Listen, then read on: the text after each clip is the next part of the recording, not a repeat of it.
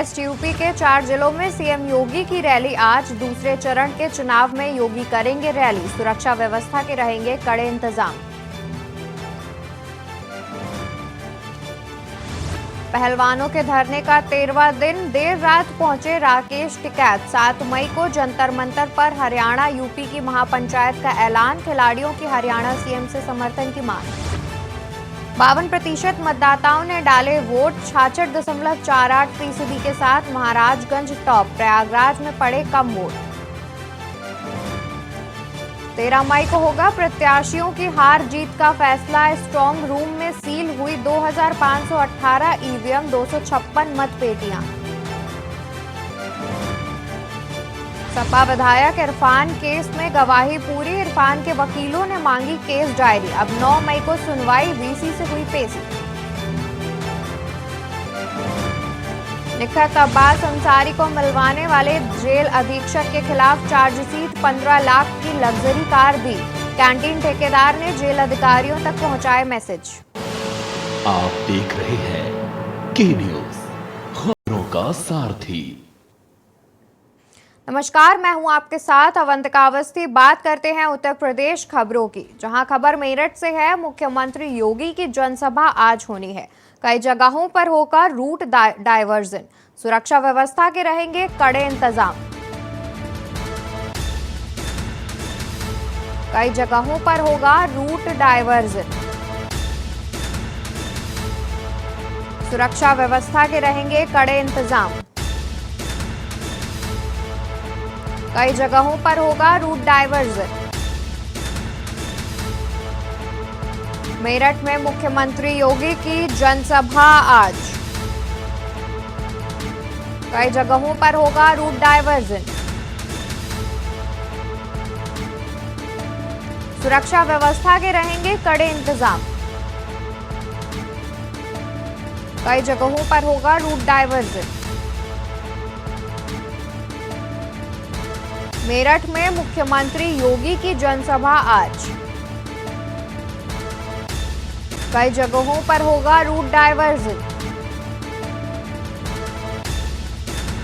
सुरक्षा व्यवस्था के रहेंगे कड़े इंतजाम।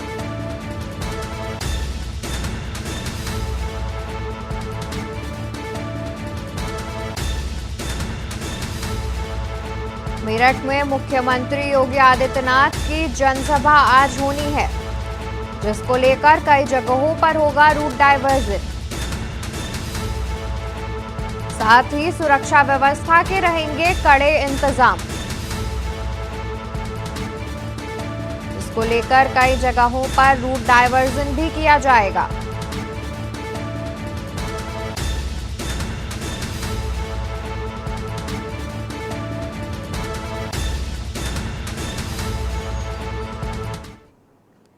इसी बीच अमरोहा से खबर आ रही है, जहां तेज रफ्तार कार ने मारी बाइक को टक्कर। एक महिला पुरुष समेत 2 बच्चों की मौके पर दर्दनाक मौत। चुनाव में लगे सेक्टर मजिस्ट्रेट की बताई जा रही है कार। एक ही परिवार के 4 लोगों की दर्दनाक मौत से कोहराम। चुनाव में लगे सेक्टर मजिस्ट्रेट की बताई जा रही है कार। एक ही परिवार के 4 लोगों की दर्दनाक मौत से मचा कोहराम। पुलिस ने शव कब्जे में लेकर पोस्टमार्टम के लिए भेजा। यह हादसा देर रात का बताया जा रहा है। खबर अमरोहा से है, जहां तेज रफ्तार कार ने मारी बाइक को टक्कर। यह हादसा देर रात का है, जिसमें एक महिला पुरुष समेत 2 बच्चों की मौके पर दर्दनाक मौत हो गई। चुनाव में लगे सेक्टर मजिस्ट्रेट की बताई जा रही है कार। एक ही परिवार के 4 लोगों की दर्दनाक मौत से मचा कोहराम। बता दें कि चुनाव में लगे सेक्टर मजिस्ट्रेट की बताई जा रही है कार। एक ही परिवार के 4 लोगों की दर्दनाक मौत से मचा कोहराम। पुलिस ने शव को कब्जे में लेकर पोस्टमार्टम के लिए भेजा। थाना सैद नगली क्षेत्र के उझारी कस्बे का पूरा मामला। तेज रफ्तार कार ने मारी बाइक को टक्कर। खबर हम आपको अमरोहा से बता रहे हैं। एक महिला पुरुष समेत 2 बच्चों की मौके पर दर्दनाक मौत हो गई। चुनाव में लगे सेक्टर मजिस्ट्रेट की बताई जा रही है कार। साथ ही हम आपको टीवी स्क्रीन पर ये तस्वीरें भी दिखा रहे हैं, जहां टक्कर लगने के बाद मौके पर ही 4 लोगों की मौत हो गई, जिसमें 2 बच्चे भी शामिल हैं। साथ ही उनके परिवारजन भी पहुंचे हुए हैं और एक साथ 4 लोगों की मौत पर कोहराम मचा हुआ है।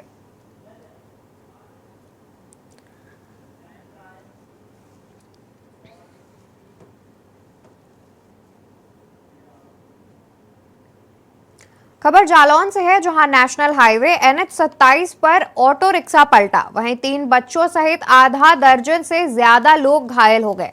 आपको बता दें कि राहगीरों ने सभी घायलों को उपचार के लिए जिला अस्पताल पहुंचाया और चिकित्सकों ने मेडिकल रेफर कर दिया। बच्चे कहाँ हैं?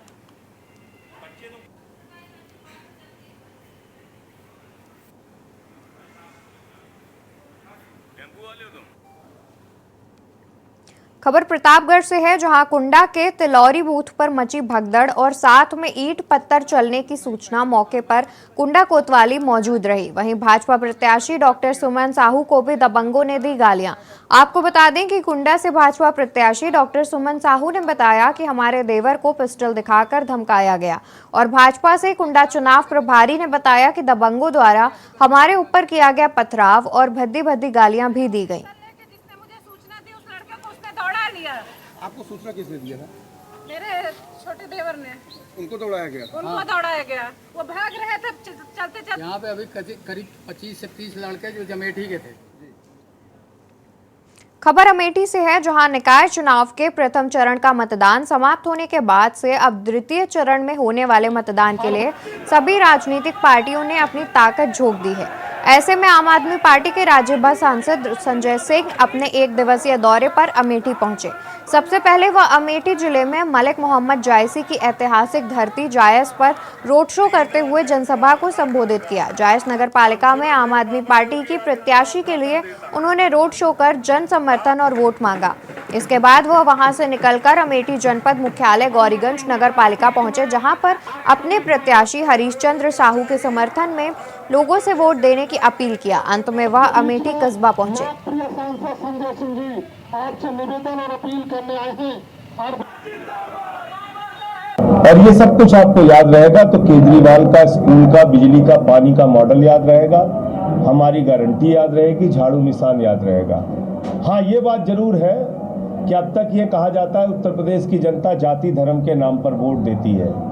इस चुनाव में मैं एक बड़ा परिवर्तन ये देख रहा हूँ, जिन इलाकों में अभी भी मैं पश्चिम उत्तर प्रदेश और रुहेलखंड में होके आया, कि लोग एक बदलाव के लिए आम आदमी पार्टी के साथ जुड़ रहे हैं। खासतौर से अमेठी शहर की मैं बात कर सकता हूँ। इतना बड़ा जुलूस आज जिस तरह से हरशंकर जायसवाल जी ने और रीना जायसवाल जी ने निकाला है, ये अपने आप में एक बड़ा संदेश है।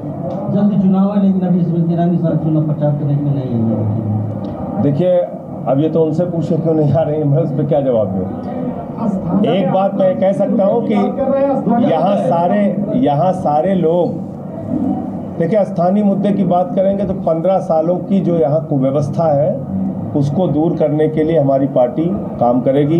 हम तो एक बहुत छोटी सी सरकार मांग रहे हैं, बड़ी सरकार तो मोदी जी योगी जी चला रहे हैं, हम तो एक नगर पंचायत की सरकार मांग रहे हैं। ये दे के देखिए हम काम करते हैं कि नहीं करते हैं। ऐसे में तो उत्तर प्रदेश में आपके लिए बड़ा चैलेंज है, कैसे जनता के बीच जाएंगे? देखिए, निश्चित रूप से चैलेंज है, लेकिन चुनौतियों का सामना करना आम आदमी पार्टी की पहचान रही है और 10 वर्षों में आम आदमी पार्टी को राष्ट्रीय दल इस देश की जनता ने बनाया है, हमने नहीं बनाया।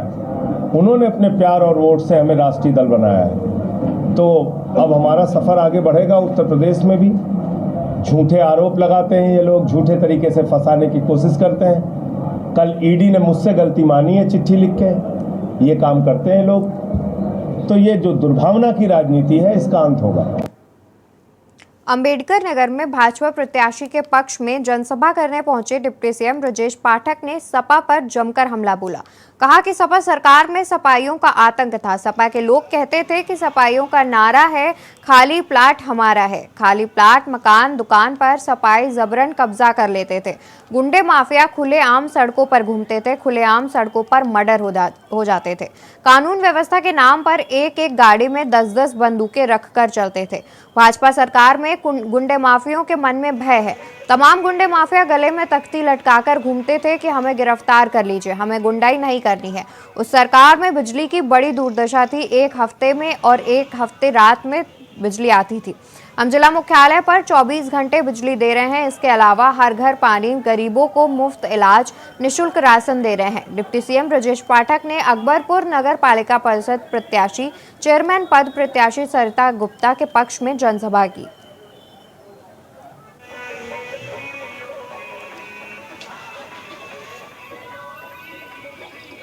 समाजवादी पार्टी की सरकार के अगर कुछ उदाहरण हम ले, सपा सरकार में बिजली नहीं आती थी। अंबेडकर नगर के हमारे भाई बहन जानते होंगे, एक हफ्ता दिन में बत्ती आती थी, एक हफ्ता रात में आती थी। जब नाते रिश्तेदार आते थे पूछते थे दिन की बत्ती है कि रात की। सभी जिला मुख्यालयों पर 24 घंटा बिजली देने का काम हमारी सरकार कर रही है। बिजली की कोई कमी नहीं है। जल जीवन मिशन के तहत घर घर नल से जल पहुंचाया जा रहा है। इंफ्रास्ट्रक्चर के मामले में हम नंबर 1 पर है पूरे देश के पैमाने पर। खबर कानपुर से है। माफिया अतीक अहमद और उसके भाई अशरफ अहमद को लेकर हर दिन नए खुलासे हो रहे हैं। दोनों को अब कानपुर से नया कनेक्शन भी सामने आया है। कनेक्शन सामने आने पर मारे गए अतीक अहमद के भाई अशरफ का कानपुर कनेक्शन की तस्वीरें सामने आई हैं। जाजमऊ के 2 कारोबारियों के साथ माफिया अशरफ का फोटो वायरल हुआ है। माफिया अतीक अहमद और उसके भाई अशरफ की हत्या से पहले कानपुर के दोनों कारोबारी मददगार थे।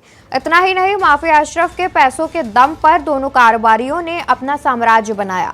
कारोबारी इमरान चमड़ा और इमरान बड़े नाम के दोनों कारोबारी जाजमऊ इलाके के रहने वाले हैं। सूत्रों के मुताबिक दोनों कारोबारियों ने माफिया अशरफ का पैसा टेंडरी और जमीनों में लगाया था। अतीक और अशरफ की हत्या के बाद कानपुर के कारोबारियों की फोटो वायरल हो रही है, जो कि चर्चा का विषय बनी हुई है।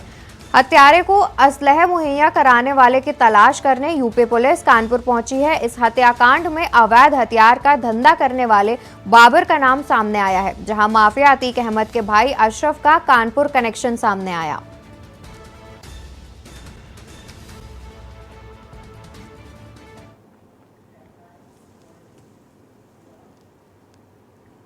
खबर इटावा से है, जहां फेरों के दौरान मंडप में दूल्हे को मिर्गी का दौरा आया तो दुल्हन ने शादी से इनकार कर दिया, तो वहीं दूल्हा बिना दुल्हन के बारात लेकर वापस लौट आया। जनपद इटावा के बसरेहर थाना क्षेत्र के अंतर्गत आने वाले गांव बनकटी खुर्द में बड़े ही जोश और उत्साह के साथ दुल्हन के पिता और उसके भाई ने पूरे परिवार के साथ मिलकर शादी की तैयारियां की, लेकिन वह सब एक सच्चाई सामने आ जाने के बाद सब कुछ बर्बाद हो गया और उनकी बेटी के हाथ पीले करने का सपना टूट गया। जयमाला के कुछ ही देर बाद जब 7 फेरों की रस्म होने वाली थी और मंडप में जब फेरों की रस्म की जा रही थी, उसी दौरान दूल्हे बने रोहित को दौरे पड़ने लगे और दूल्हा वहीं गिर गया। सभी रिश्तेदारों के साथ बैठकर मामले को सुलझा लिया गया, जिसके बाद दूल्हा बिना शादी किए अपनी बारात को लेकर लौट गया और कोई भी पुलिस कार्रवाई नहीं की गई।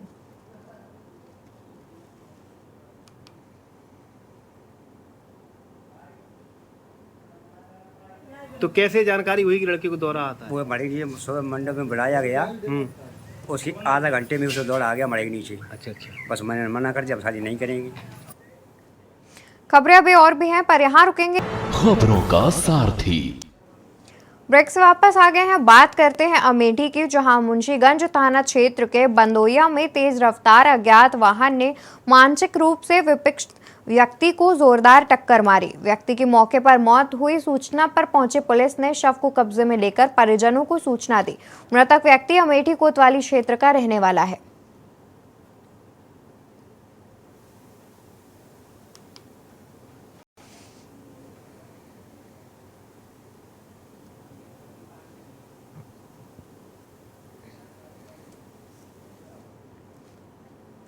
खबर बरेली से है, जहां के प्रेम नगर थाना क्षेत्र के डीडीपुरम में एक कबाब बनाने वाले कारीगर को कबाब का पैसा मांगना है खासा महंगा पड़ गया। कबाब कारीगर ने जब अपने कबाब के ग्राहक से पैसे मांगे तो उसके बदले उसने उसकी कनपटी पर गोली मार दी। गोली लगने से कारीगर की मौके पर ही मौत हो गई। इस सनसनीखेज वारदात के बाद क्षेत्र में दहशत व्याप्त है। आपको बता दें, प्रेमनगर थाना क्षेत्र के डीडीपुरम में नासिर कबाब बनाने की दुकान पर काम करता था। एक ग्राहक उसकी दुकान पर कबाब खाने आया और खाने के बाद जब वो चलने लगा तो नासिर ने उससे अपने पैसे मांगे। पैसे मांगते ही ग्राहक अपना आपा खो बैठा और तमंचा निकालकर उसके सर पर गोली मार दी। लहूलुहान हालत में जब उसको अस्पताल ले जाया गया तो डॉक्टरों ने नासिर को मृत घोषित कर दिया। ऐसे में एक बार फिर बरेली में कानून व्यवस्था पर सवालिया निशान खड़े हो गए हैं, जबकि आरोपी घटना को अंजाम देने के बाद फरार हो गया। मौके पर पहुंचे पुलिस को पूछताछ के बाद कुछ महत्वपूर्ण सुराग मिले हैं, जिससे आरोपी के पास पहुंचना काफी आसान हो जाएगा। नासिर की मौत के बाद उसके परिवार में कोहराम मच गया है। भाई की मौत ये हुई वहाँ जहाँ ये काम करते हैं, वहाँ कबाब लग सकते हैं। ये समझे, वहाँ पर कस्टमर आए, उन्होंने रोल खाए, उन्होंने पैसे मांगे, उन्होंने गोली मारी। तो फिर क्या हुआ? आपके भाई की मौत हो गई क्या? मौत हो गई सर, मौके पे मौत हो गई जी। क्या चाहते हो आप? आपको मालूम है क्या चाहते हैं? खबर बस्ती से है। विद्यालय को शिक्षा का मंदिर कहा जाता है और यहाँ पढ़ाने वाले शिक्षक को गुरु और वहाँ पढ़ने वाले बच्चों में आचरण से लेकर बौद्धिक विकास तक की जिम्मेदारी इन्हीं गुरुजनों के पास रहती है। लेकिन जब शिक्षा देने वाले गुरु ही गलत काम करने लग जाएं तो वो बच्चों को किस प्रकार की शिक्षा दे रहे हैं। ऐसा ही एक मामला बस्ती जनपद में देखने को मिला, जहाँ पर कूटरचित ढंग से दस्तावेज के द्वारा एक महिला शिक्षिका विगत 13 सालों से नौकरी कर रही थी और जब इसका खुलासा हुआ तो पुलिस ने महिला शिक्षिका को गिरफ्तार कर जेल भेज दिया। आपको बता दें कि बस्ती जनपद में फर्जी शिक्षक शिक्षिका का यह पहला मामला नहीं है। विगत 3 महीनों में दर्जनों फर्जी शिक्षकों के ऊपर कार्रवाई की गई है। बस्ती पुलिस ने लालगंज थाने में प्राची तिवारी के नाम धोखाधड़ी, अभिलेखों में हेरफेर व कूट रचना के धारा में एफआईआर दर्ज कर जेल भेज दिया है।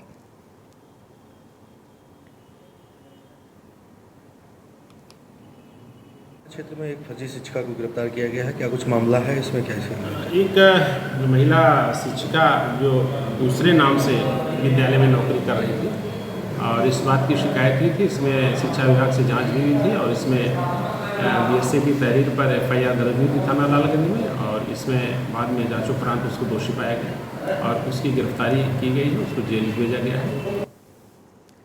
अलीगढ़ की तहसील अतरौली के ग्राम अलफपुर मजरा में बरसात के चलते मकान गिरने से एक व्यक्ति की मौत हो गई और एक ही परिवार के 6 लोग घायल हो गए। स्थानीय लोगों ने रेस्क्यू ऑपरेशन चलाने के बाद घायलों को हॉस्पिटल में भर्ती कराया। घटना के बाद चीख पुकार का माहौल हो गया। घटना की जानकारी होने पर उप जिलाधिकारी अतरौली अनिल कुमार कटियार व तहसीलदार तत्काल मौके पर पहुंच गए। झमाझम पड़ी बारिश के चलते रौनक पुत्र भूरा उम्र लगभग 12 वर्ष की मकान गिरने से मौके पर दर्दनाक मौत हो गई। उसके साथ मकान में बैठे उसके ही परिवारजन घायल हो गए, जिसमें रिंकी, आकाश व लोकेश को अलीगढ़ के Jawaharlal Nehru medical college refer किया गया। मृतक का पुलिस ने पंचनामा भरवाने के बाद बॉडी को पोस्टमार्टम हाउस भेज दिया है। घटना के बाद मृतक के परिजनों का रो रो कर बुरा हाल है। वहीं मृतक के परिजनों को प्रशासन द्वारा आर्थिक मदद की घोषणा दी गई है।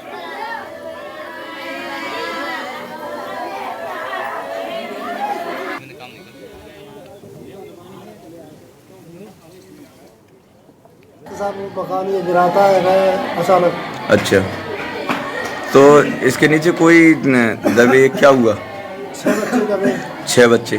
6 बच्चों में एक एक्सपायर हो गया। हाँ। 5 मेडिकल में एडमिट है? 2 मेडिकल, 3 मेडिकल में अभी। हाँ हाँ। और 2 घर पे हैं। 2 घर पे हैं। सब सुरक्षित हैं? वो तो सुरक्षित है, एक की हालत में। उत्तर प्रदेश खबरों में फिलहाल इतना ही।